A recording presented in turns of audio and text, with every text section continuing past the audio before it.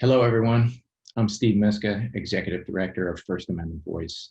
Are you concerned about the state of civil discourse in our country, or maybe even in your own community? If you want to help FAV bring programming like the discussion you're getting ready to watch to others, please consider going to our website at firstamendmentvoice.org and click on the Join tab. You can learn about the benefits of membership and become a part of a movement reinvigorating and understanding about freedoms of speech, religion, the press, assembly, and petition. And if you like our videos, feel free to subscribe to our YouTube channel. That's First Amendment Voice, all one word, .org, O-R-G. Thank you, and enjoy the webinar.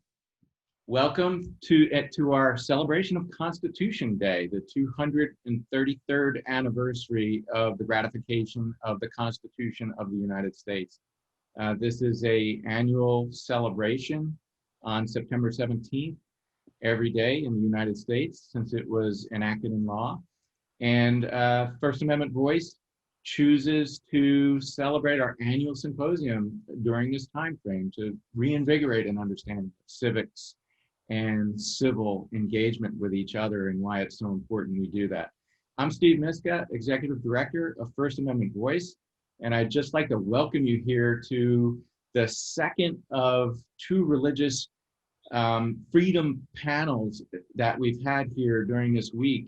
And this is one that is bound to be rich. We, as you can tell, are doing this in the virtual format.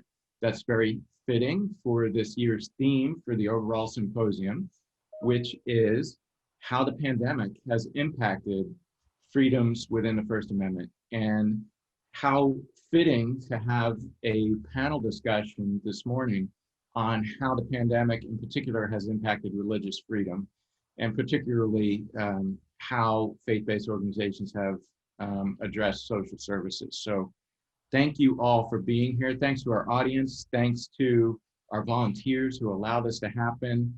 Our sponsor, IRFA, the Institutional Religious Freedom Alliance, has sponsored this forum, and we are truly grateful to Stanley Carlson-Thies and Chelsea Langston-Bombino, our moderator this morning, for their sponsorship to bring everybody together to hear this really important discussion.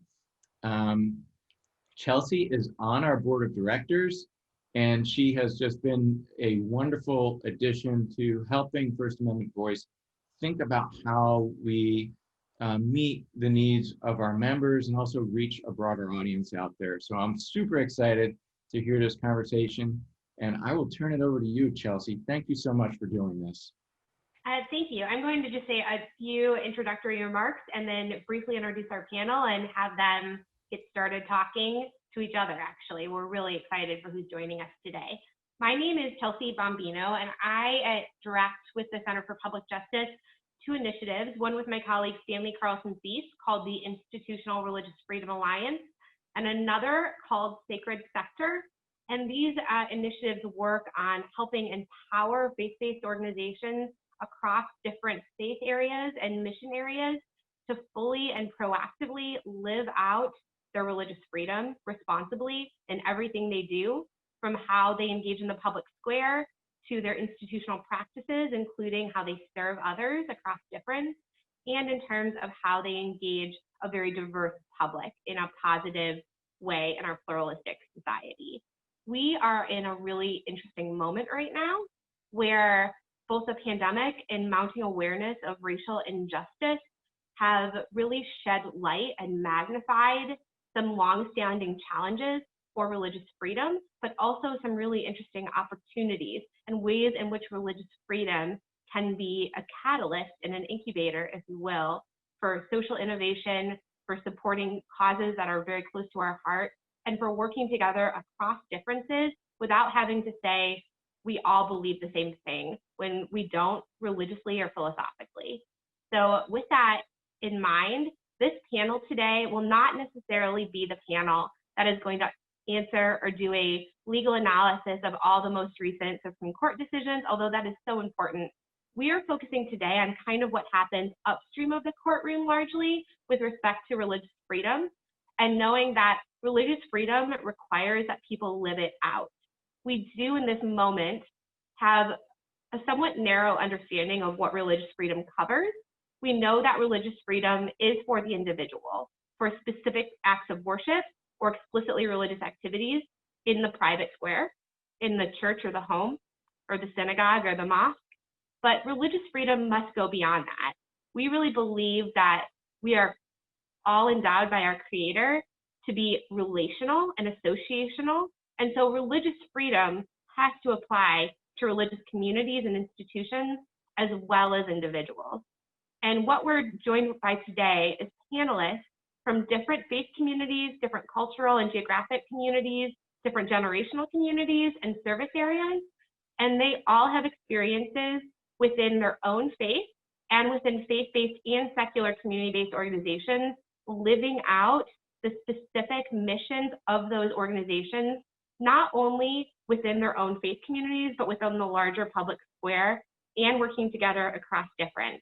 So what I'm hoping this panel will do today is illuminate for you all and for me how religious freedom embodied and incarnated really shapes an environment that allows us all to live out the things that we hold most sacred and still be able to work together across difference. So with that in mind, I'm just going to briefly introduce you all to our panelists, and then I'm going to turn it over to them. They're going to give more lengthy introductions, both about their kind of formal roles and also about how their faith plays a role in the type of work they do and the type of services they are called to, individually and institutionally. I am so honored to be joined by each one of these people today. First, Imam Talib Shareef with the Nation's Mosque. We will be hearing from him first. It's an honor and a privilege to work with Imam Talib, and he's also someone that's worked very closely with First Amendment Voice for several years and has been really instrumental in bringing together the Muslim community in DC to support the conferences. I remember there was a large contingent of students from the Nation's Mosque there last year, and I look forward to the day again when we'll be able to be joined in person. We're also joined today by David Topol, who is the president of Congregation Bethel in Bethesda, Maryland, right down the street from me, actually, not too far down the street. And I just really want to thank David for joining us today. It is really notable that his congregation is a prominent congregation in Montgomery County, which is really facing challenges right now with respect to COVID-19 and with respect to how do we join together in community in times of worship and in times of gathering when we have to be concerned about people's health and safety. So I'm really looking forward to hearing from David and how the Jewish community of which he is a part and which he leads is navigating these things and even innovating in this time of challenge. We're also joined today by Yasmine Arrington. She, among other many titles, is the founder of an organization called Scholarship, which I believe she founded when she was a junior in high school, which is incredible. Yasmine is also most recently a Sacred Sector Fellow, which is an organization that I help lead. And in that fellowship, she worked with another organization to help them, her own organization actually, more fully live out their mission in the public square and kind of integrate faith into that framework. And I'm really excited to hear more from her. She works specifically with children and families of incarcerated individuals, and she's also done a lot of work serving men and women coming out of incarceration, including in transitional living facilities. And lastly, we're joined by Dominique Robinson-Coleman, another Sacred Sector Fellow. Dominique went through our program about 2 years ago, and she hasn't been able to get rid of us yet. She, in her time with Sacred Sector, partnered with an organization in Southeast DC called Exodus Covenant Ministries. And in that capacity, she helped serve an organization that was doing a lot of out-of-school time programming for children in wards 7 and 8 in the District of Columbia, east of the River, serving people specifically living in public housing and working with a nonprofit that is also based in public housing. And actually, because of her work and some of the wonderful ways in which she helped this organization build their infrastructure, this organization has gone on to receive several more grants from the local DC government, and even is now helping other more emerging ministries navigate faith-based and government partnerships to provide innovative online learning during summer camps this summer for COVID-19. She's also now serving in a role as a case manager for young people, helping them find pathways to success when they're in high school and kind of discerning their next vocational steps. So she'll talk more about that. But I am going to start with Imam Talib. And Imam, I'm hoping that you can just tell us a little bit about your role with the nation's mosque and how you personally or institutionally, the organization that you represent, is navigating the challenges of really living out your religious freedom responsibly during COVID and the types of services you're providing your own faith-based community or the larger community. Thank you again. I'd like to first say, as we always say, Bismillahir Rahmanir Rahim, and that is in the classical language that just always calls on Almighty God, the merciful benefactor, the merciful redeemer. And of course, we say that's the same God for all of us who created us all and cares about us all equally. So coming to you out of Washington, D.C., we've been here. When I say we, I'm speaking about the community now. Just to give you a context, we've been here in D.C. Almost 85 years, which for Islam as a way of life, as a practice way of life openly, is a long time in America. And all right here in D.C. And that's one of the reasons why it's called a nation's mosque, because it's the first mosque in America's history, in America, that was built by its citizens. There were some before this, but they were migrant in their establishment. But this was the first one that was 100% American citizens. And right here, so you can see how it was important in terms of the way the laws were with the Constitution that allowed us to begin to practice this way of life. And some of you may have seen the story of Muhammad Ali, who is very much a part of our community. Our community naturally produced him. He spent a lot of time at the Nation's Mosque, and we saw he had a battle, and it was because of religious freedom that he was set free in the history when he had to go up to the Supreme Court. So it's very, very important to us. What we're looking at here now, of course, we believe that everything that happens is a communication. These are certainly trying times right now, but we believe the Almighty is communicating. And we are so grateful, though, that the society facilitates our being able to make adjustments as best we can, as best we can. The Quran says that saving life is of utmost concern. And in fact, it says if you can just save one life, it's as though you save all of humanity. So that's why we are very much concerned about making sure that everybody is safe and sound. And of course, it's a challenging thing because when things like this happen, being a religious community in a society like this, people need to feel more connected. And we're seeing that now. We have a lot of course, being an older community like some of you others who are on here, the seniors, the elderly, they need to have that contact. It helps them. Also those who are experiencing dementia, et cetera, they need interaction, need to be around people. We have a senior program that really we don't, it's not operative right now, you know, a senior day camp, so to speak, a half a day that brings seniors. And again, it's open for all faiths that we have.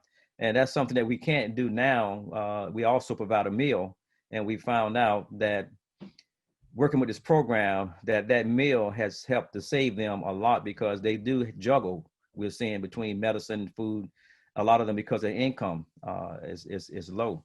And so but what we have done, we've been able to make sure that every day they get a meal. We do have those delivered to them. So that part is still happening. But the interaction, of course, we can see when we go to visit them, just to drop things off to them, how talkative they want to be, how much they want to be around people, how they want to see each other. That's a challenge right now. So we're finding other ways to connect with them, obviously via platforms like this. We also do telephone connections because a lot of them are not computer savvy, so to speak. So we have them call, and we do town halls with them over the telephone and give them just dedicated time just to the seniors. We do it for the whole community, but we do a dedicated one just for our seniors so they can also feel as special as they are to us as well. We're doing more. This has brought forth some opportunities because we're getting more donations. We give food out. We've been distributing food for a long time, and we've been getting more pounds of food coming in now. So we've been very active in that. More volunteers have stepped up. because I'll end with this piece here. Of course, in the Quran, God said he created us to serve him. And of course, if God doesn't need anything, how do we serve God? And we are taught that he doesn't need anything. He doesn't even need us. And so we serve God by serving humanity. And we're created to serve. So we're always finding ways to serve. And we're just grateful that really under First Amendment in the country, we can continue to serve as best we can, given the circumstances, while we are trying to adhere to all of the health standards and guidance that are put out there. So I'll end with that. Thank you, Imam Talib. So Yasmine, I'm going to pick it up with you. It's the same question. Could you just speak a little bit about your background and how faith impacts your calling to serve, and also your role with faith-based and secular organizations serving in this moment? Most definitely. Greetings, everyone. Thank you so much, First Amendment Voice and Center for Public Justice, for this invitation and this timely and needed discussion. For me, my faith is the guiding light to why I do the work that I do, both in the secular world and in the church as well. When I was 16 years old, at the time I was a junior in high school, and I enrolled in a program called Learn Serve International, which is a nonprofit in Washington, D.C. that trains and equips teenagers to be social entrepreneurs and social change agents. And in that program, I was challenged at that young age to identify an issue in my community that I wanted to see change and improve. And I had to identify an issue that bothered me. And so that issue for me, on a grand scale, particularly in the United States of America, was mass incarceration and the prison industrial complex.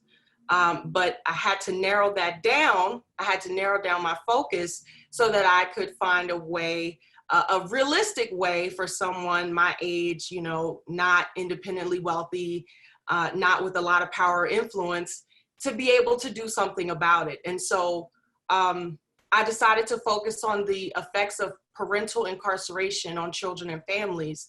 Part of my life story, my father has been in and out of jail and prison my entire life. And so I knew, you know, firsthand the emotional struggles, the mental struggles, the financial struggles, the stigma, shame, and taboo that come with having an incarcerated parent.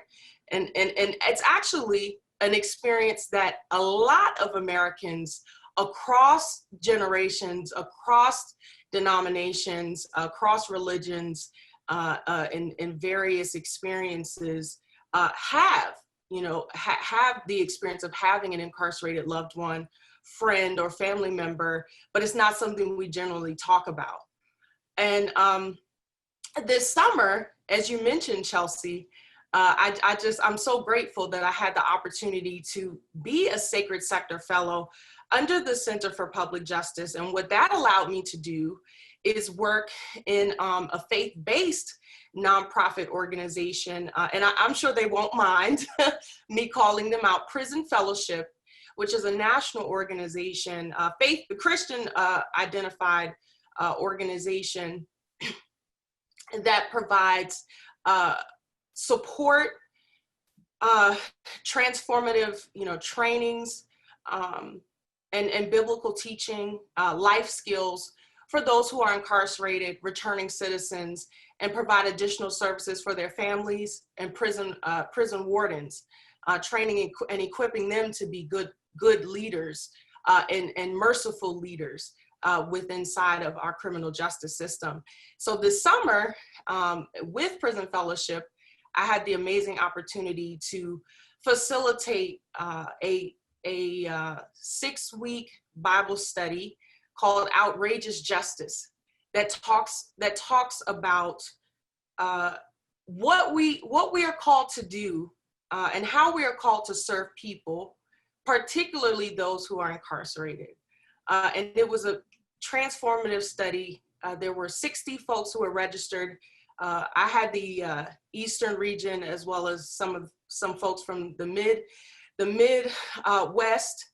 And it was just really an amazing experience. And for Scholarships, the nonprofit that I founded, Scholarships is not identified as a faith-based organization, but it is very much a part of my calling. And in terms of my faith, I'm led by a very well-known verse in the Bible. It's Micah chapter 6, verse 8, that says, "What does the Lord require of you, but to act justly, to love mercy, and to walk humbly with your God?" And also a verse in Matthew chapter 25, that talks about, "When I was hungry, you fed me. When I was in prison, you came to visit me. When I needed clothes, you clothed me. When I was naked, you clothed me," right? And so I walk and operate daily in thinking about how I can be a vessel for the kingdom, how I can serve others, and how I can do it more efficiently, and how I can engage the community in doing these services. And so the last thing I'll say is, with our scholars through Scholarships, who all are young people who have incarcerated parents, they are actively pursuing their college degree. We provide them with college scholarships. We have a $2,500 scholarship, which one day I pray will be a full ride. And we have a $500 book award that was $250. We were able to increase it to $500. We've awarded over $250,000 in college scholarships to 61 scholars, and we've now had 22 graduates. And so, God has given me a vision for Scholarships to become a national organization, but there's a lot of work that goes into that. Of course, a lot of work to build up the infrastructure of the organization and the sustainability, to make sure the documents are there, to make sure the history is recorded. And for our scholars, COVID-19 has really exacerbated the financial, particularly the financial challenges of our young people and their families. We had some young people whose parents lost their jobs amidst COVID-19. Some of them needed technology, they needed laptops. Unfortunately, our community gathered and gave, helped us to fundraise for our Scholar Emergency Fund. So we were. I'm not sure why. Can you hear me? I think your audio cut out. We can't hear you. Can you hear me? No. Okay, that's okay. I'm gonna recommend, Yasmine, maybe you sign out and sign back in. Chelsea, that may be on you, because we can hear her. Oh, okay. Great. Very clear. Nothing on our end. Yeah, she's coming through loud and clear. I don't know why she just cut out on my end. Okay, Sorry. now you're better. We weren't hearing you, but now you sound much better. The joys of technology. Go ahead, Yasmine. I apologize. No, that's okay. That was probably a sign that I need to wrap up. But anyway, we were able to provide our scholars with some laptops during COVID-19. One young woman was in a food desert in college, and some of our scholars had to come back home. Some were not able to or couldn't go back home. Some of them needed, rent payments. Some had tuition gaps. So these are the types of ongoing supports that we provide our scholars. But during COVID-19, there's been great and urgent needs. And then, also with IncarceCare that I'm working on building out, is to provide care packages for those who are incarcerated, returning citizens, and those who are on home confinement. The prison industrial complex is a very, very complicated system that unfortunately makes profit off of incarcerating individuals, and sometimes a lot of folks who are incarcerated, if you don't have family members or friends or mentors within the community who are able to send you funds, or as they say, put money on your books, your commissary funds, then you really are limited in what you can buy, which means that you might not be able to buy toothpaste and toilet paper and deodorant, and for women, sanitary napkins, things that we completely we take for granted. We just take it off the shelf. And so that to me is a basic human right. It's a basic human need. And these are things that, you know, I try to do and live out in both in my faith, in my community, in the nonprofit, and also inside of the church. Thank you so much, Yasmine. Okay, we're gonna move on to David. David, I just want to pose the same question to you. How does your faith, both individually and as the president of your synagogue, play out in this moment? And what types of activities is your synagogue engaged in that serve your faith community or potentially the broader community? Sure. And that sounds great. So just to frame it, so I'm the board chair, so sort of the volunteer head of the board of Bethel in Montgomery County. We have 1,100 family units in our synagogue, large preschool, large religious school, a lot of activities.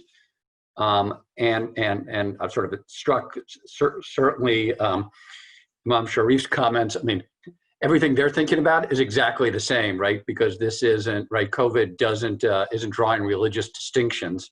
And I was also struck, Chelsea, in your introduction by the comment, which I think is 100% correct, that religious freedom is relational. And it's about relationships. 5 years ago, I led the strategic plan for our congregation and thinking about who we are, and it boiled down to one word that, and I suspect the imam would say the same thing, everybody at church would say the same thing, which is community, right? People join a synagogue, they join a mosque, they join a church because they are looking for community and to engage and to build relationships while engaging in an activity that's important to them, right? Prayer of a particular type, or social action or social justice, right? That motivates them. And COVID is a really big problem, right? So our synagogue, right, we have people, and with 1,100 families, right, we probably have, you know, at least 1,100 different views on why people join and choose to pay membership dues. And certainly some, but it's the minority, right? It's about the services, right? They want to come every Saturday. It's important to them. And you know, and I personally am somewhat in that camp. Other people come, you know, the term you'll sometimes hear in Judaism is, right, Yom Kippur Jews, right?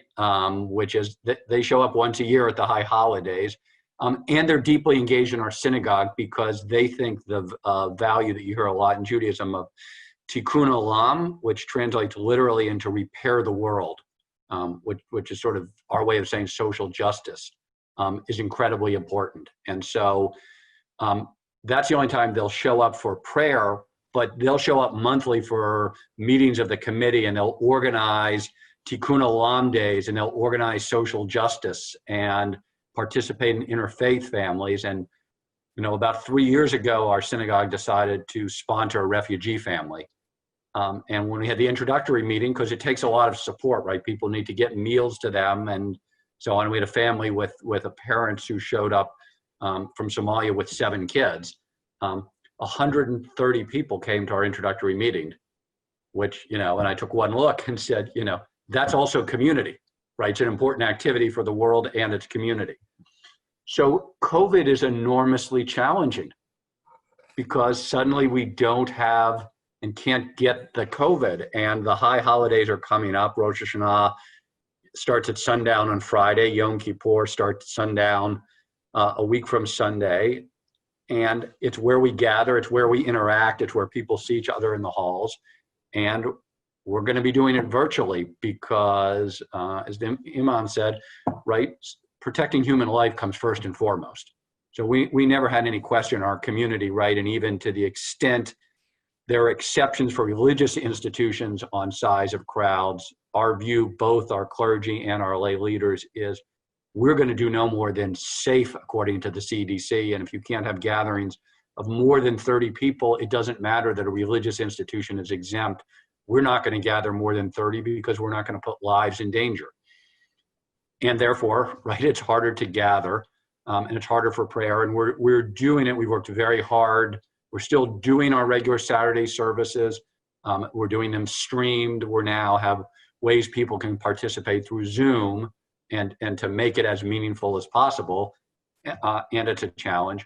And similarly, we've had challenges on, how do you get people together for study sessions, for gathering, for film series, for social action days. We're still working to go forward with in this fall with a community action days, but they're challenges, right? We would usually do a big blood drive in our social hall, but there's a feeling like we can't safely have all those people in. It jeopardizes the health of staff. And yet blood drives at this time, right, are so critical. But we have a blood mobile coming in and they have protocols for safety and they're going to be in our parking lot. Yom Kippur we always do, and a lot of synagogues do, a big food drive, right? We're fasting, let's donate the food we would eat to Manna and to other homeless shelters, but they, for their own safety, don't want to suddenly have hundreds of people descending on their workers in the truck. So we figured out ways that we're going to do it spread out over a longer period of time. So there are ways to, third and last example, when the Black Lives Matters protests were going on, interfaith is important what we do. We have the Black United Methodist Church is across the street. We do a lot of interfaith work with them. And so the church in Bethel, we organize one Sunday afternoon, protest on sort of our jointly on both the sides of the street in support of it, everybody wearing masks. So there are workarounds and we're working really hard at it, but it has its challenge. And then also working out to reach the people in our own community most in need. And it's funny, the Imam mentioned senior citizens, and that's the group that's, we're most concerned with because COVID is really lonely and isolating. And if you don't have a job that has you interacting every day and on the phone, and if you live by yourself, it's a challenging time. And so we're working a lot, both the professionals and the lay, to make sure we're reaching out to people, that we're touching them, that we're calling, that we're making deliveries of food where they need it, and just trying to work around it. So there's a lot of commitment, and the execution is just a lot tougher. I mean, COVID's a big challenge for the world, and it's certainly a challenge for faith-based institutions. So, and that's sort of probably a good stopping point on how we look at it. But as I said, I'm struck by the parallels, but not surprised by, right? And I suspect if you pick, 10 other lay or clergy heads of religious institutions, they would be grappling with the same thing. How do you build and connect people and support your members in need when you can't actually see and touch each other? Thank you, David. We're going to turn to Dominique Robinson-Coleman. She also participated as a Sacred Sector Fellow a few years ago, working at a out-of-school time ministry in Southeast DC. And she also serves in social work capacity now in Prince George's County.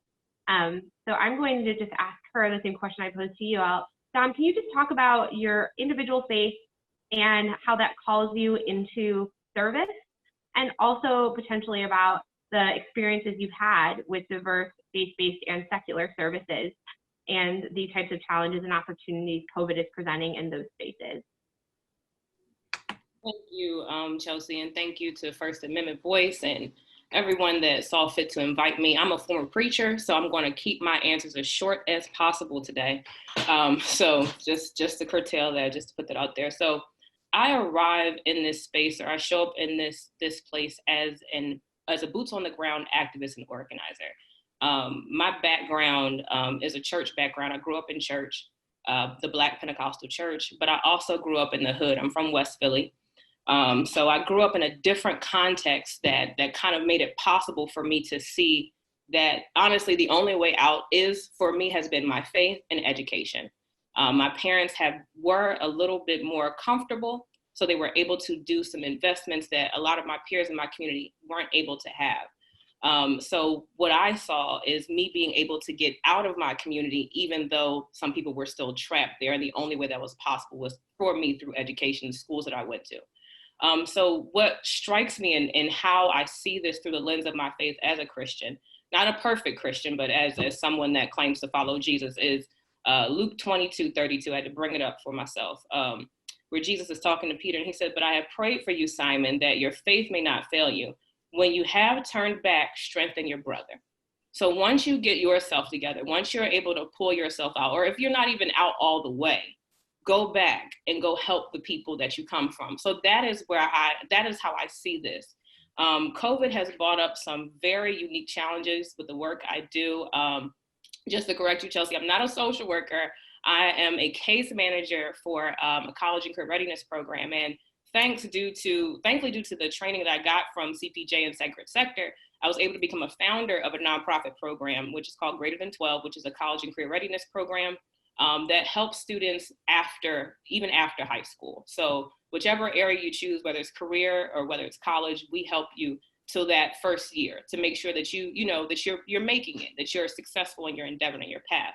So, during that time of, still reaching out to students, still talking to students, like Miss Yasmine said earlier about the challenges that has presented especially with the students I work with that may not have access to Wi-Fi. They may not have a brand new computer, or there could be several students in one home sharing 2 computers. So that is the type of work that I've been dealing with since March. And then when the uprisings began, I believe Brother David talked about that briefly. When the uprisings began, I went back home in Philly because my first thing was, well, if I'm going to fight, I'm going to fight at home. I love DC.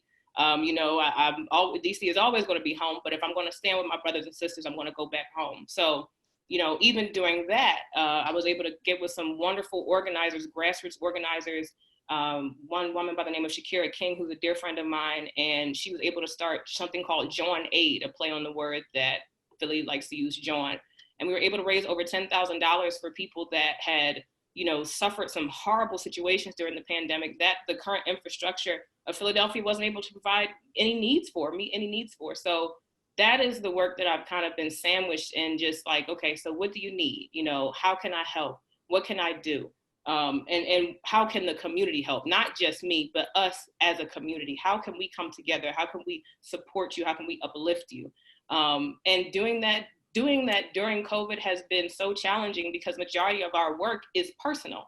So it's face-to-face, it's contact. So stripping that layer out has presented a slew of challenges, but we're learning how to, one thing about being a millennial, we kind of know how to connect during a digital age. So we're learning how to help our elders connect using different social media platforms or using different technology, or even going into the school and helping different teachers, learn about different avenues, how to make your lesson planning more involved and more engaging so your students aren't sitting there bored to death, So doing work like that. So that's the work that I've been doing during COVID.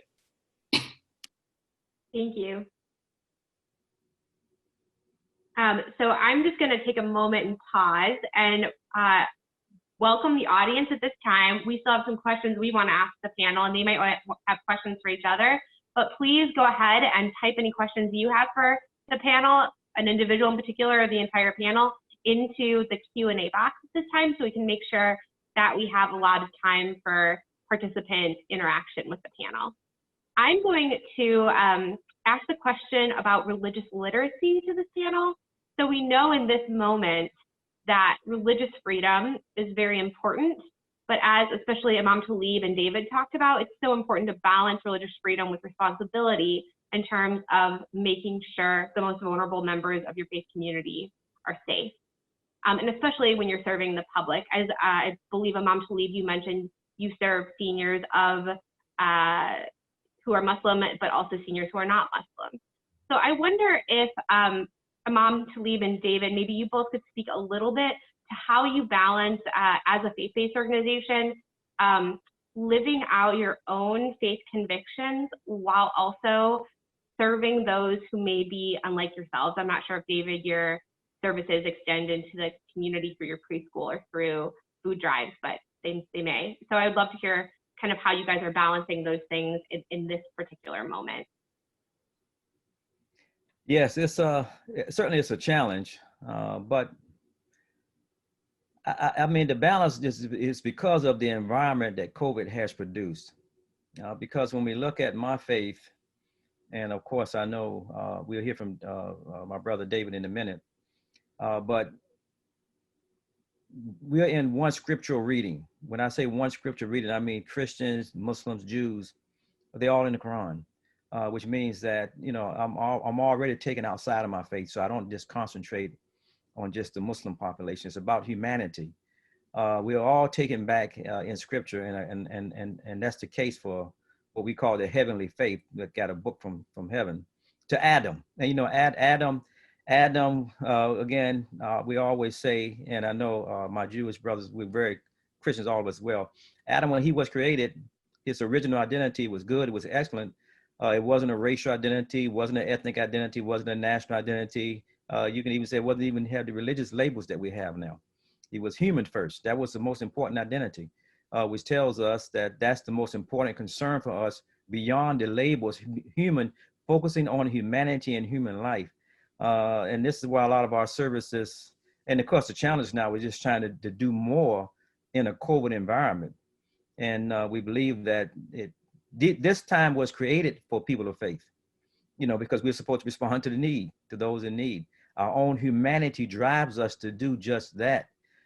So the balance is just really comes with just the environment, because some things we can't do because of the restrictions.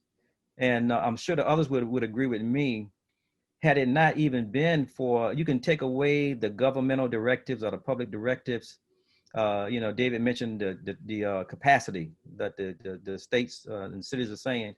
I believe that hearing from him, and he can speak for himself and others, that despite that, because the emphasis in religion is to save lives and to do the common sense things that protect life, we would still do these things without having those directives. I know I would. And so I'll end with that. Yeah, I think that's exactly right. I mean, our synagogue and this is, I mean, our clergy, our lay leadership, I mean, it's all starts with the view when we think about other religions, and it's why we do so much tikkun olam and a lot of interfaith, right? We're all creatures of God, right? And everybody's good. And a sort of, when we've done our strategic planning, we've made our efforts, focus on these outer concerns is a key part of who we are. So, you know, our board has a social action committee, right? It's a big part of who we are. It's a big part of why people join. So it's not even that we're balancing with faith. I think they go hand in hand. It's a fundamental part of who we are. We would never do this. If we announced tomorrow, hey, we're just going to focus on services, enough of doing stuff for the community, right? We would have an exodus of members. I mean, we'd probably lose half our congregation, who would say that that's not what we're about. If we're a Jewish institution, we're not only about ourselves, right? We're about everybody else. There's my favorite quote, since everybody's given their favorite quote, is by Rabbi Hillel, who's one of the great, about 2,000 years ago, great scholars, who said, if I am only for myself, who am I, right?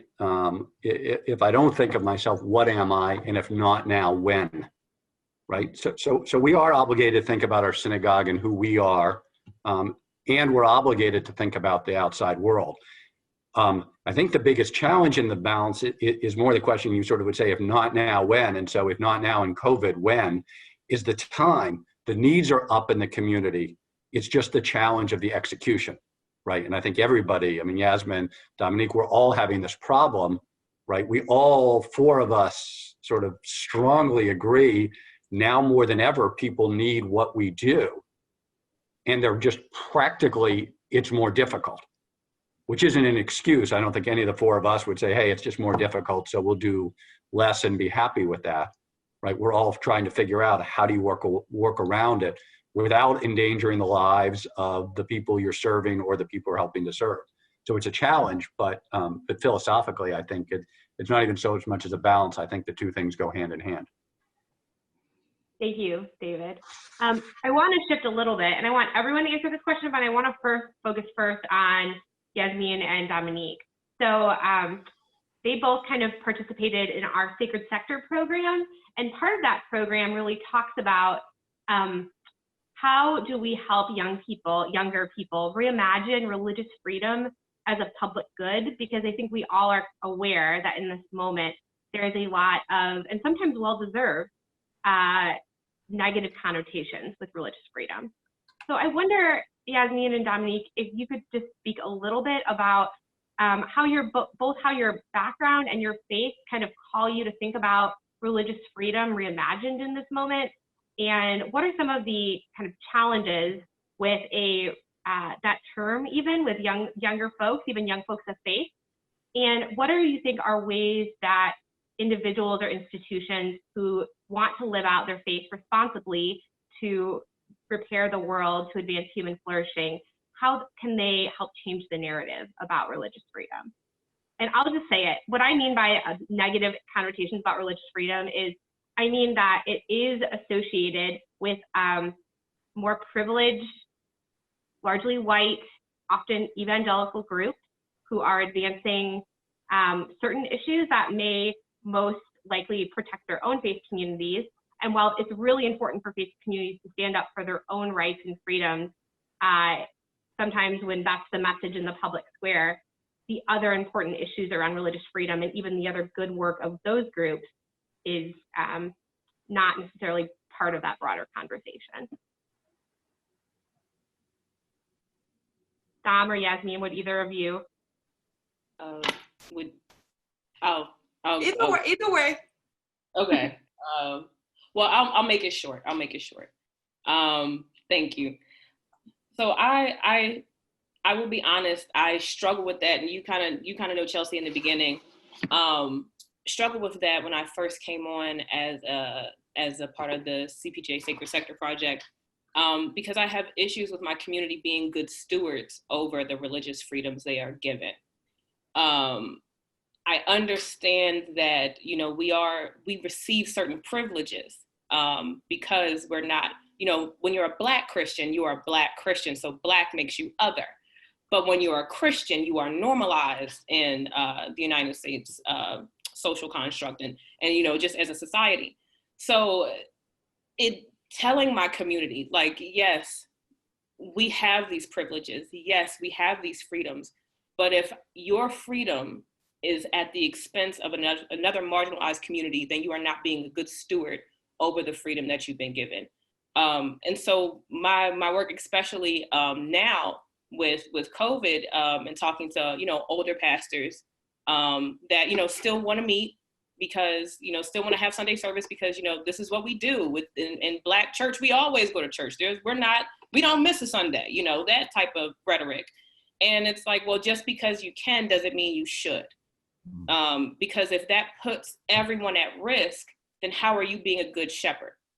So those types of conversations, as well as, seeing from the other side that, when you have a bunch of privilege, the moment your hand is tapped, it feels like you're marginalized all of a sudden. Like, we always could meet, we always could go to church. Why is it a problem now?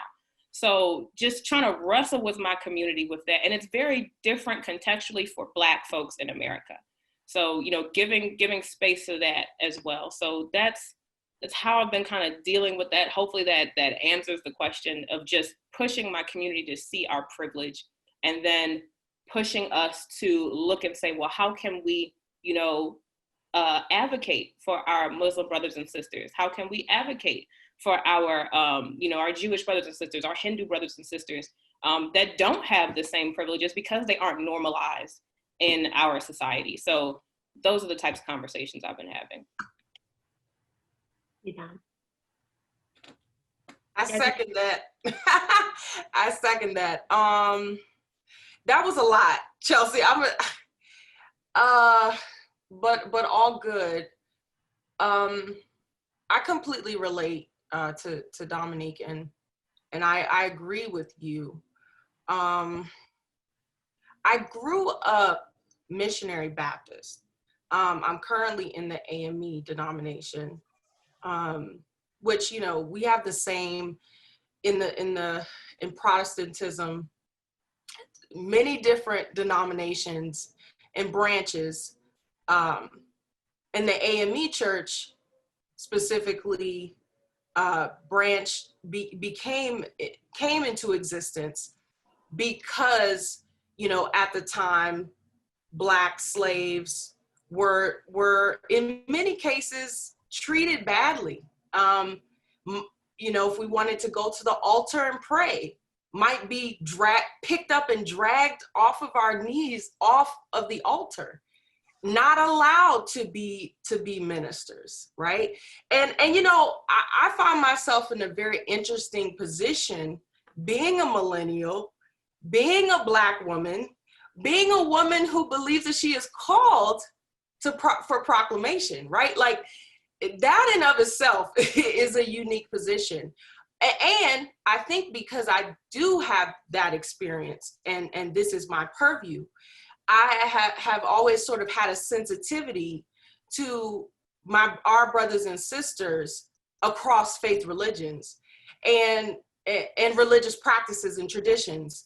And divinity school sort of, you know, even learning more about Hinduism, about Taoism, about Jewish tradition and faith, about Muslim, you know, Islam, right? And I had a Muslim teacher and she was absolutely phenomenal, right? But yes, there is so much marginalization over the past few years. You know, we've seen, unfortunately, in the news where our Muslim brothers and sisters have been shot, you know, shot, dead, killed, and attacked. Our Jewish brothers and sisters, there have been folks, you know, on occasion who have said completely inappropriate things in the media. And I don't stand for it. And I really wish, and I'll get to your last point, Chelsea, quickly about, you know, how we can sort of continue to stand up for quote unquote religious freedom, right? This freedom that is written into our Constitution in the United States, that is a human right.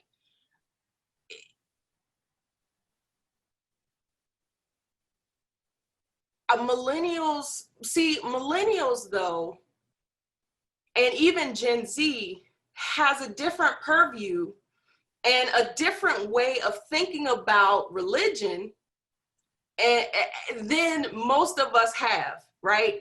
So we're accustomed to going to the synagogue, going to church, going to the mosque, right? And praying and being amongst one another. A lot of millennials, particularly, I can't speak for everybody, and I'm not trying to pretend as though I'm speaking on behalf of everyone, but like a lot of millennials are turned off by the church because there's a lack of, you know, I like that word that Dominique used, stewardship. We are called to be good stewards over the things, the people that God has given us, you know, permission to rule over, to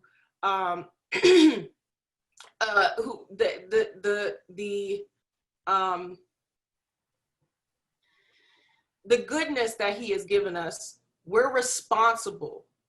We're responsible for people and for nature, right? And like the church, when it comes to a lot of issues, you know, yes, Black Lives Matter is an important movement. It has its place. There's a lot of systemic issues that prevent Blacks from doing certain things. It makes life harder in a lot of instances. But in many times, we're not speaking up and out against the attacks on religious freedom on our brothers and sisters. We don't necessarily speak out about it from the pulpit or gather together, you know, amongst one another. And a lot of millennials, a lot of us don't go by religion. We say, oh, I'm spiritual, but I'm not religious. And one of the reasons that is happening is because they have seen religious people not living into the teachings of Jesus. If Jesus is sitting amongst tax collectors who had a very, were really despised and hated a lot because they were overtaxing, right? They were lying, they were stealing, they had greed, but yet Jesus sat amongst them. Jesus came and talked to the prostitutes. So, we can't do this whole thing. We can't continue to be like, oh, I'm just going to be over here in my group and, we're just going to do church. No. And honestly, COVID has really opened up a lot of things, because for us, the church is not open. the church house is not open. So we have to now redefine what is the church? What does church look like in COVID-19? Thank you. So I do want David and Imam Talib to weigh in here too, especially kind of how your faith, frames religious freedom for your own community and for others, and also perhaps challenges or opportunities that religious freedom as a concept is presenting in your own faith communities, recognizing, no one person can speak for every adherent of a faith community, but would love to hear your perspectives on some of the challenges that religious freedom presents and some of the opportunities within your faith context. Imam Talib, do you want to take a crack at that? Yeah, I would. I was very much moved by what Yasmine and Dominique were saying, and just thinking on and reflecting on what they were saying. Of course, the Quran says that there's to be no compulsion in religion, and that religion should be free for Almighty God. And of course, when we look at America in its inception, I don't know if you all are aware, but there's a scholar by the name of Rose Wilder Lane. She did some studies on religious free societies that were trying to create free societies under God in human history from the time humans came into existence. And she said there were two before America. And the first one, she said, was Abraham. And of course, we know Abraham is a figure that unites us as religious followers. And then the second one, she says, was under Muhammad the prophet. Again, the prayers be and peace upon both of them. And she said, since his time, and again, some have looked at history and found that we had a place where we lived together in peace at some point. But since that time of Muhammad, we haven't seen anything like that until America. And America has done something unprecedented in terms of even breaking away independence. And we know that, Britain controlled more than 90% of the known world at that time. So something happened here. And then when it came into existence, it said that we hold these truths to be self-evident, that all are created equal. And then we know we have that First Amendment that followed that really just said that no religion should subjugate to another. It wasn't about that. But because your question is very relevant, because we're hearing now, we just did a program last night called Hate Groups in America. And of course, a significant number of those hate groups were focusing on America was created by white Christians. And you mentioned the evangelical, et cetera. And their whole thing is to get it to focus on that. And there's no place for any other religions. But of course, we have such great help in the Constitution and in the First Amendment, because in putting the Constitution together, and in Rose's book, the scholar Rose's book, she said that America, in developing its society, it drew from the first two. She made that very clear. They drew from the first two. And when we look at them developing the Constitution and using the language to refer to the Supreme Being, there were questions. Jesus was put there, other names were put there, and they came up with Creator. And of course, the whole thing was that this was to be a society where anyone could be here, anyone could come. And if they see themselves as being created by the same Supreme Being that created that heavens, the earth, the universe that we see, that we can all come here and we can work together to build up this new land, this new world under our Creator, regardless of what that might be. But that was a term that was acceptable to all. So we promoted within that. And this is one of the reasons why I try to focus on the human element more so than the label when I was talking about Adam.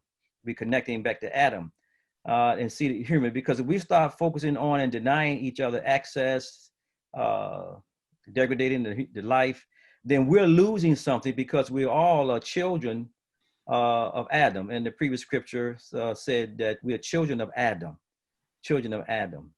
And if that's the case, that means we all are connected. And if I hate you, I'm hating myself. If I hurt you, I'm hurting myself. So that means I'm losing something. Instead of me being expanded and broadening, and my perspective being broadened, I'm restricting and becoming, instead of being moved by my humanity, I'm becoming inhumane. And this is what we're seeing with those who, when they try to restrict others, and they really narrow themselves, they're really constricting themselves, and they're losing their humanity. And this is why we are seeing, I was asked a question last night. Someone said, how could somebody do that to another person? It's because they're losing their humanity. They're losing their humanity. And this is why we're trying to focus on the bigger picture of the human race, which is more important than even the color consciousness, as I think Yasmine, Dominique, when I was saying about the Black Lives Matters. Even with that, there's the movement, there's the organization, but we still have concerns about color consciousness, because even I understand the degradation that's taking place. Obviously, we're recipients of that, and our community, the nation's Mars, we are a product. We were actually shaped on the struggle to see our humanity free. In fact, the Mars was dedicated on December the 10th, which is when the United Nations issued the Universal Declaration of Human Rights. Our Mars was dedicated on that day because, as a people, we were denied all of those rights. We didn't have any of those rights that were in there. But we are upon that now. We are to promote that. We are to promote that for all of human life. So I'll turn it over to David at this point. Sure, this is a great question, right? And sort of when you think about it from the First Amendment, right, perspective that you do, I mean, if you just sort of step from religion for a second to speech, right? I mean, I'm a big believer in free speech. It's how people have thoughtful disagreements, right? It's how you write newspapers critical of the government. And I don't think anybody could look at the internet and not say, and it's horribly abused for stuff that has no thought, that's just degrading, hateful, right? And adds no value. And yet a lot of people, I'm sure including your organization, including my perspective, is I still want to have speech. I don't want a government censoring who can say what, even though people say things that are horrible, and I want to try to stop it. And I approach religion, I think the same way, right? Which is, there's the perspective, the Imam just gave about sort of, it's a broader world, right? And we're better off by opening ourselves up to others. I think all four of us on this panel share that view. Many, many other people do, right?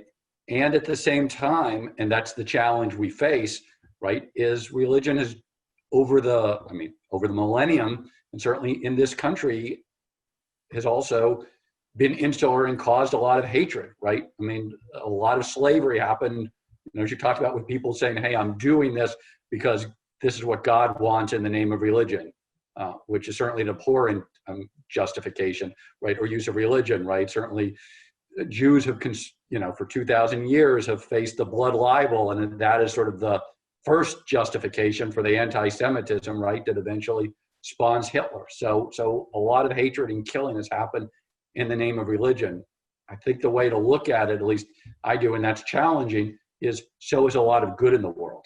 And by the way, a lot of hatred, right, Hitler, Stalin, has happened not in the name of religion, just because that unfortunately is the human predicament. We have hateful people out there. Religion provides so much good to people as well. And I think the only way to challenge out the bad, right, you don't deal with bad speech, from my perspective, by shutting it down. You deal it by countering with good speech. And the only thing we can do, right, in the face of some, some religious practices are turning off millennials. I'll tell you, the millennials in the Jewish faith, Yasmine, are just as turned off, right? I mean, they're sort of, and people are like, look, I'm spiritual, I want to do good for the world, but I have no interest in religious institutions, right? And they're walking away from the institutions. I think the best thing we can do is exactly what all of us are doing in our ways, right? Which is support what we do in our religious faith while opening up to interact with other people and to just by example show, you know, it's a, you can make a difference. And, you know, the concept, what I started with when I first commented, Tikkun Olam, repair the world. I mean, the concept is, right, we can't all be Mother Teresa, right, or Nelson Mandela and have that profound effect. If every human being made the world a little bit better and did something to contribute to the betterment of the world, we'd be in a much better place. So I don't think any of us are going to profoundly change everything in the country, but we can make our difference. Thank you, David. So I want to ask a question about the connection between, in your faith framework, between service and citizenship. So, you know, I work for an organization that uses the phrase free to serve, which is kind of saying we live in such a religiously, culturally diverse society. We do need to have sometimes religious services providers that meet the specific needs of specific communities, right? So if you think about a Jewish community that observes kosher laws and they form a food distribution service specifically for families that observe kosher laws that could not necessarily have access to food at other food banks, for example. Or you think about the specific needs of a religious community that are going to have to be met by a specific type of service. So that's so important that people can serve the broader community and also sometimes meet the specific needs of a certain group because of their faith. I wonder how your faith connects service and citizenship, because much of the time, if we're doing something like providing food, right, because our communities are experiencing a food desert or food scarcity, services are so important, and that's how we kind of tangibly love our neighbor. But we mostly live in communities where we are never going to know every neighbor. And so is there a calling on our faith to engage the kind of public square and legal structures that are either helping or hurting those neighbors that we'll never know in our political community? And I'm speaking from this Christian reform perspective, so that's how I kind of voice it in terms of to love our neighbor. It may require beyond just personal acts of service into acts of citizenship that care about public policies that don't just benefit me, but that benefit my neighbor. And so I was wondering if any of you could kind of share, as you know, David has a little bit with the idea of repair the world. What does it mean? What does your faith say about that connection between service and between engaging the broader public square to shape environment that advances justice, especially for the most vulnerable members of our communities? Yeah, that's a good one. That's a good one, Chelsea. Really appreciate that. You know, I didn't mention, and some of you may know, I spent 30 years in the Air Force. And of course, my motto is, I'm out of service, but not served out. And one of the things that drove me to the Air Force was really what you're saying, is because in the Quran, it says, Alfu ukud, that's the language. That means fulfill all your obligations. And because one of the obligations, if you say you're a citizen, then you have an obligation to serve the society in which you say you're a citizen of. So that's one of the ways that religion, particularly Islam, pushes us into that. And then we are also taught with the example and the history of the Prophet's motto, first peace upon him. He said that we are supposed to build upon our citizenship rights. We have an obligation to protect the society, defend the society, to make sure the society is prospering, is safe, and serving those needs. So beyond the needs of internal service that's called for, as you mentioned, make sure that your immediate persuasion is healthy, taken care of and served. We have to expand on it. And there's a imperative in the Quran that says, "Ya ayyuhalladhina amanu kunu qawwamina bil qist shuhada lillah." And that's speaking to, really, it's in the Quran, but it's really speaking to anybody who say they trust God. They have faith in God, they trust God. God is saying that if you say you trust me, then be the people I created you to be and stand up for whatever you see in the environment that you are in that goes against justice and fairness, etc. And now you're being a witness for me. And so that propels us to go beyond, to look into the things in society that help us become more civically engaged to affect and influences policies that involve human life.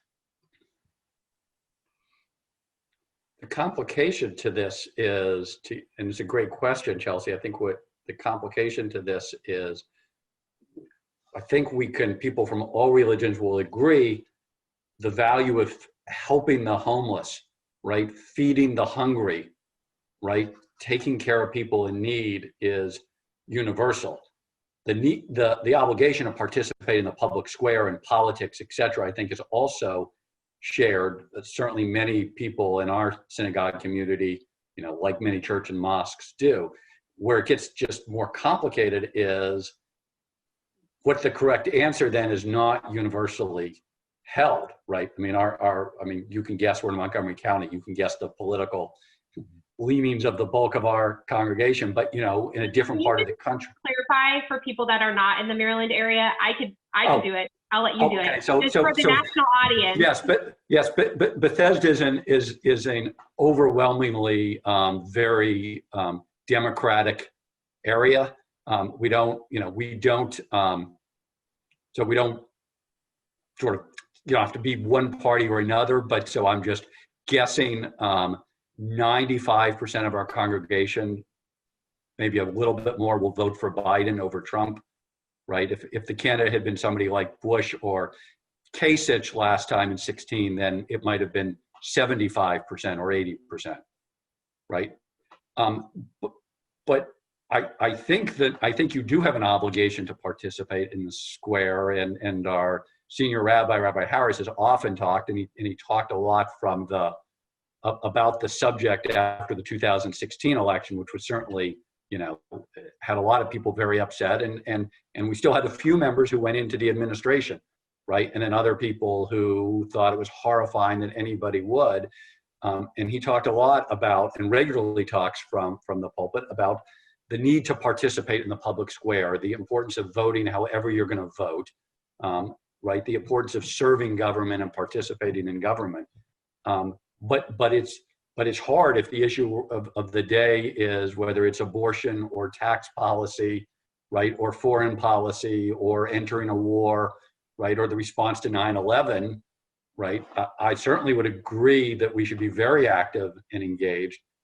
Then it gets more complicated of what do we do if the imam and I sort of disagree on whether we should intervene in a particular thing. I think I would say, I bet you would say, we should both participate publicly, and let's do it in a respectful, cordial way and understand that we're all participating. It's just harder when those disagreements come to the edge, which is why I think there's this thing of let's all just support the homeless shelter, because there's no disagreement there. Right. That's helpful. I think what you called out, David, is that even within a faith community, there might be differences on a certain topic or room for theological diversity. And sometimes theological belief does not transpose easily into public policy positions. That's the first thing to say. And then secondly is this question around role, right? So is it the government's role to intervene here, even if we all agree that there's a challenge in a certain social area like education or homelessness? And then if it's the government's role, what is the best approach to take? And there are in most religious traditions, there are, especially ones that are not extremely hierarchical, there are not necessarily clean-cut answers for every single one of those questions.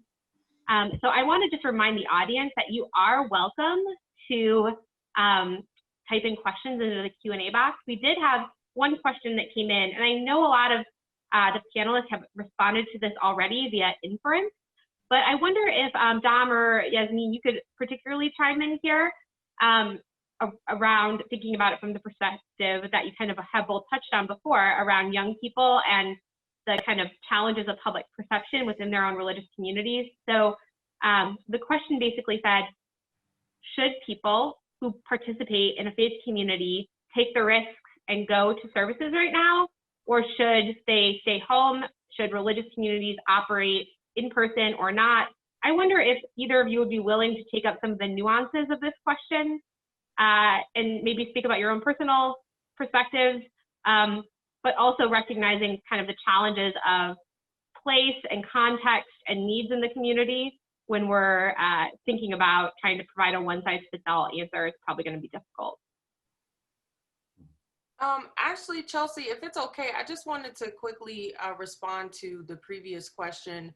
Of course. About, what our faith outlines in terms of service and citizenship. So in Sacred Sector, we talked a lot about political discipleship. And there's a story in Matthew chapter 20, where a mother, the mother of Zebedee's sons, she comes up to Jesus and she's basically asking him, hey, Jesus, I want my sons to sit on your right hand, your right and left in heaven. And Jesus is like, this is not up for me to decide. and what he says is, the greatest among you shall be your servant. And as those who are believers of and followers of Christ, we're called to be disciples. We're called to love our neighbor. So we're called to be servants, but but the stewardship piece, it is an active role. It's not a passive role. And government has its place. And, I think like in the secular world, there's this idea, complete separation of church and state. But from at least from my purview and my understanding of Jesus's role, Jesus was very political and very engaged in conversation, challenging the Pharisees and the Sadducees. They were always pointing out the laws and, why do you do this? And, why are you over there with them? So anyway, that to me, a lot of the different parables that Jesus tells, the stories and examples that he gives, the healing of the blind, of the lepers, of the sick, of the lame. Those are things that we're called to do, but that is not completely separate from speaking up and making changes. Because there, unfortunately, within our legal system, there are a lot of injustices, and there are things, and God talks about not having favoritism towards the rich and the wealthy, and not taking advantage of or kind of burying those who are marginalized, under the ground, like, taking advantage of them. So we do have political responsibility. We do have to be good citizens and active and engaged in public life in the public square. Now, in terms of church, like going to church, I have seen, there are churches that are going back and worshiping. I'm not the voice to say whether to do it or not. However, for myself and our church, we have a lot of elderly folks. We have folks that have some health conditions that make them more susceptible and prone to contracting COVID-19. And having very detrimental results, if they were to contract COVID-19. So if you are going to meet in a very small group, definitely have your safety precautions. Please wear a mask. Wear a mask. All this foolishness about you don't need to wear a mask. We are responsible. Even if you don't think you can get sick, we have a responsibility to protect each other and love one another. And that, going out and not wearing a mask and being around people is just selfish. And it's not right. It's not. And I'll say that it's not right. So, wear your mask when you're out and about, especially if you're in close quarters. There have been instances where folks have gone and they've sung in the choirs and they've contracted COVID-19. It is a very real virus. No matter if it was created, if it was constructed in a lab or whatever, it's real. So please be safe. Please be safe and really take serious safety precautions. Wear gloves if you need to. use your hand sanitizer and wear your mask. But it's really up to you. You're a church, usually the churches and the faith-based institutions have some type of like a board or a reopening committee that will, you know, kind of talk through and discuss what those safety precautions will be if you're going to be meeting in person. Exactly what we, just real quick, that's exactly what we have. We have a task force we set up, and it's got the, you know, it has our 3 members of our clergy, I'm on, and the vice president of the board, you know, the heads of our religious school, our preschool, our head of safety, and to your point, Yasmine, 3 medical professionals who are experts in infectious disease and members of our community, and they're calling the shots on the opening and the safety and the conditions, right? And we're deferring to them on that. And you know, right now, because it matters to be able to have 10 people in the room, in our massive sanctuary that holds 450, we're allowing 20 people in, everybody else seeing it. But everybody, including clergy, wearing a mask, hand sanitizers, health protocols, because like there's no excuse for not wearing a mask. Mm-hmm. Right? Because you're jeopardizing other people, right? That's the whole point. Go to church or don't go to church. But you know, when my action, and I'm a big sort of fan of rights, but when my action now is threatening your health, that's unacceptable. Mm-hmm. Yeah, and we're one of those that have not opened yet. We have 4 phases, and the first phase is 0, and we haven't opened. And of course, the second phase, we're getting ready to do a partial opening, either 15 October or 1 November, based on this area. They're saying they're starting to plateau, but we're still monitoring that. But even with that, we have 4 quadrants that deal with certain guidance, and as Yasmine said, actually wearing a mask is one of the stipulations. To come in, that's one of the stipulations. And then, of course, even with that, you know, we have, 1,800 members. We can't get them all in at one time, but and you know, Muslims praying 5 times a day, that's a lot of crowds and stuff, but we can't have any of that. But there are certain things that they have to do to come. And I'm like Yasmine, we can't say, I agree with her, don't say yes or no. It's up to the individual. But I do know that each institution, and I'm pretty much, I used to be the president and chairman of the Interfaith Conference. And a lot of the institutions of faith some of them have opened, but they have waivers that members sign either online, and some have both. They're online, and also they have them at the door. There's a waiver at the door. And of course, there's some guidance that came from the city's attorney in terms of what has to be in that waiver. And of course, they take that risk when they come in, but that facility has to make sure that they've done everything they can in terms of, you know, disinfecting the place, making sure people wear masks, the hand sanitizer, the social distancing. All those things have to take place in order for really the waiver to even be any good. You can't put a waiver up and then don't adhere to those things and then let someone come in and with the potential affecting anyone else. But yeah, we're going to be very careful, and kind of like what you said, Dave, we do have a designated committee focused on that and looking at all of that with health professionals, et cetera, because again, saving lives. We only have a few minutes left, and I want to throw out one more question, and I want to start with Dom, and you can pick up any of the previous questions that have been asked, Dom, okay? You all can, but this is actually a really great question that one of our participants asked.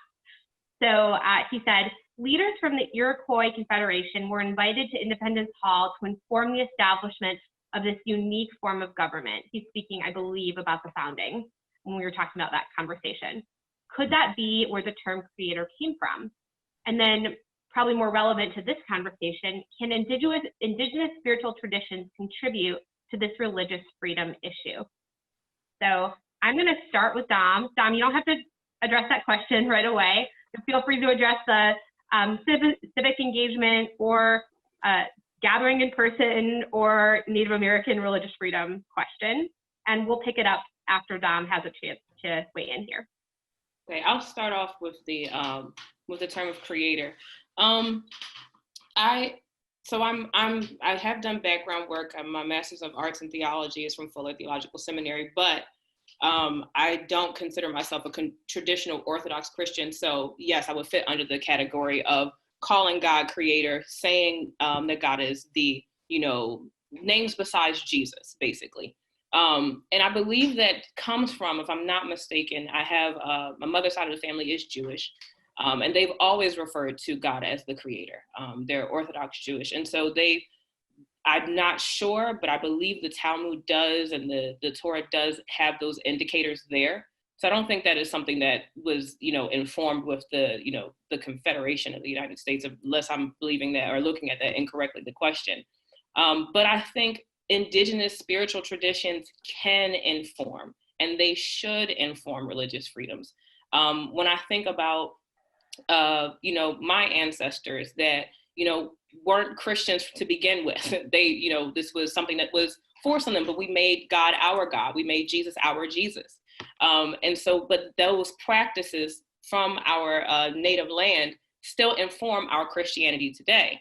So if we cut out Native Americans and if we cut out, our Mexican brothers and sisters from their indigenous religions, when we're missing a wealth of knowledge by just centering the Abrahamic religions, because number one, what makes us so special? Number two, we're not coming with a vast and wealth of information, because majority of these religions, with the exception of Judaism, are older than our religions. They're centuries older. And with respect to Judaism, maybe not as much. So that's what I actually believe concerning that. But I do want to circle back to why folks are still going to church. And I want everybody to stay home. Just stay home. Don't even come with a mask. Just stay home. And I want to give a little bit of leeway about my privilege of saying stay home. I have a laptop. I have a phone. I have Wi-Fi. I can access my spiritual community, my church community when I need to. I can talk to my leaders when I need to. I can call someone to pray when I need to. Other people don't have that. For the Black community, the Black church is the center of the community. It's where you go for your social programs. It's where you go for social services. It's where you go for commerce and trade. So when you say don't go to church, you're cutting off a large portion of people's lives. Same thing in Philly with the mosque. I know brothers that got out of prison. And the mosque became their guardian. And so the mosque is their place of business. There's their place of employment. That is where they met their wives, their family. So when you cut that off, you cut off a whole part of someone's life.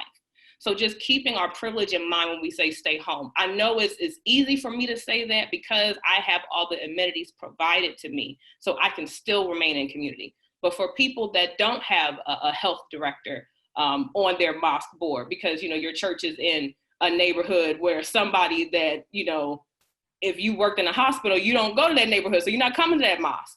So if you don't have those people, if you don't have those services, if you don't have those resources, you can't make informed decisions.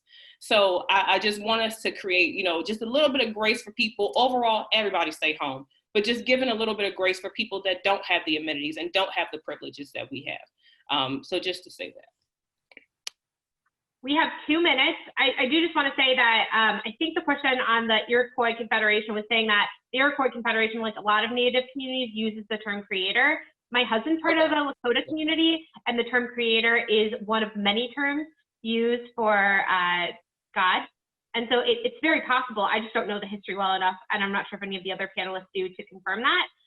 But it is very important to point out that until I believe 1977 or 79, religious groups, Native American groups specifically, were often very much limited in their religious freedom, and there had to be a separate law passed in the late 1970s. So within, I wasn't born yet, but within some people's living memory, because Native Americans were regularly taken away from their families, they were forced into assimilation schools. They were they were beaten if they practiced their own religion. I know that in the Lakota tradition, ghost dances and sun dances were viewed as essentially acts of, what is the word? Rebellion and resistance. Rebellion and resistance against the federal government, because a ghost dance and a sun dance is about bringing back an old way of being and wanting to return to engagement with sacred land without Anglo-American intervention. And it's also important to mention that Native American women were regularly sterilized against their will, even into the 70s.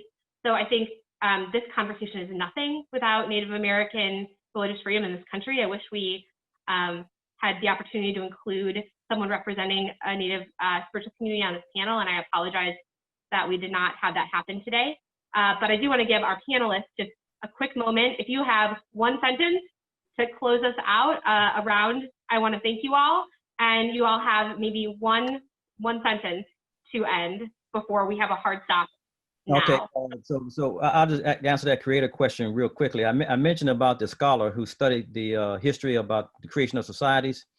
Prophet Muhammad, again, one of those who was studied, and when God, in the history of Islam, when God came to Muhammad through the angel Gabriel, he didn't identify himself in the name Allah, that's common for Muslims. He actually used the term creator, and it was mentioned twice in the first 5 verses, creator and creation. And we see that in the Constitution, the preamble. And we know that Thomas Jefferson and many others were studying that, and because we know Thomas Jefferson has a Quran and others had Qurans too. So we see a relationship between that society, which again is one of the ones that they drew from to establish the American society. But I want to say also that all language, there's a universal connection of all language. So I think there is also a relationship with the indigenous terminology as well. That's a beautiful way to end it. I just want to say thank you to all of our panelists. We are over, and I promised Steve and Virginia we'd have a hard stop at 12:30. So thank you all for participating. This was such an amazing panel. I could continue to talk to you the rest of the day. We will end now to respect everyone's time, and I really hope that you are able to tune in for additional panels today, and thank you again. You're welcome, and thank you. We're great. And thank you. It was an honor being on the panel with you all. Enjoyed it a lot. Very nice meeting all of you. Very nice meeting you as well. Meet you too. We hope to connect. Definitely, definitely. Take care.